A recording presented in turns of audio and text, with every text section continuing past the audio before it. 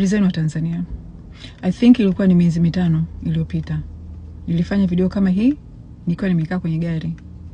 Nikiwa nalia nikijilaumu kwamba na mimi nawasaidia CCM, namsaidia Samia Suluhu kuwatoa wananchi kwenye reli ya kufuatilia mambo ya maana kwenye nchi yao, instead nawaweka busy na umbea. Nilifanya ile video huku nalia because it was a hard decision, kwa sababu ndio pale nilipokuwa napatia hela yangu ya kula watoto wangu, lakini niliona kama pia natumika, nafanya ile kazi natumika. So I think ilichukua kama siku 2 baada ya ile video ambayo nilikuwa very confused. I think ilichukua kama siku 2 nikafanya decision, nikarudi nikafanya decision, nikawaambia kwamba sitofanya umbea kwa muda wa miezi 5. Nitajidedicate kwenye kuambieni ukweli, kwenye kuonesheni ukweli kipindi hicho cha kampeni. Nika promise kwamba tarehe 1 Novemba nitarudi kwenye umbea. Sababu siku expect kitu kama hiki. Nili expect, I don't know, nilikuwa na expect nini, lakini I just thought baada tarehe 29 maisha mengine yangeweza kuendelea. Siku expect uchaguzi ambao ungekuja na of course matokeo yaliyotokea. Toka issue tokee, Watanzania wengi wananifuata, wananiambia dada usituache, ulisema utarudi kwenye umbea, dada usirudi, hivyo dada tutakusupport hivyo, lakini usirudi huko. Nimeona nifanye hii video niwatoeni wasiwasi, ndugu zangu. Niwatoe wasiwasi, siendi popote mimi. Haya ndo maisha yangu sasa. Ndo basi, haya ndo maisha yangu.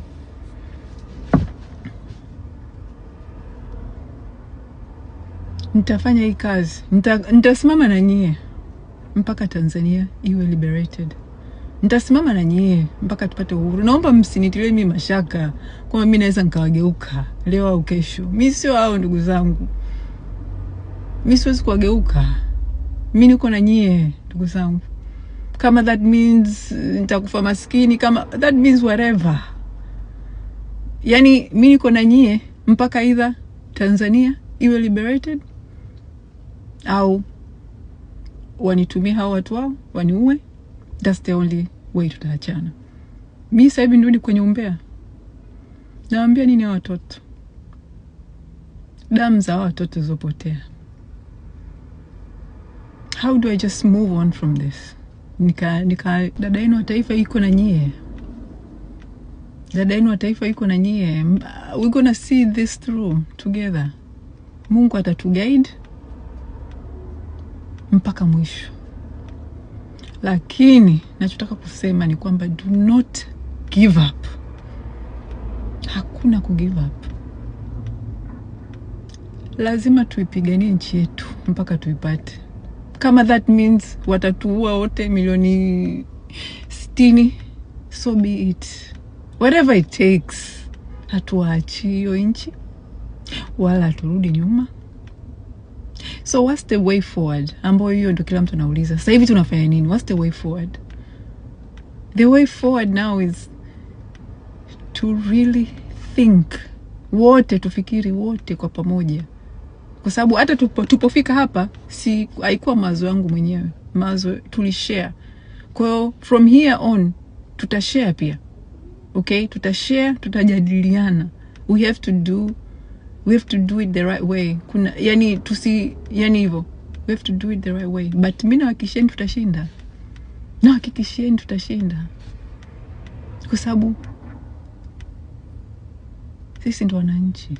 Tutashinda. Sitaki mtu afe moyo, sitaki mtu arudi nyuma, sitaki mtu a give up, aseme basi tuachie. Hakuna cha basi tuachie, haipo. Kina Nyerere wangesema basi tuachie, wamwachie mkoloni. Leo tungekuwa wapi, ndugu zangu? Hakuna cha basi. Haipo. And we will find a way and we will win. Just stay positive. Stay positive, and I'll tell you this. There's a light at the end of the tunnel. There's a light. I'll come back.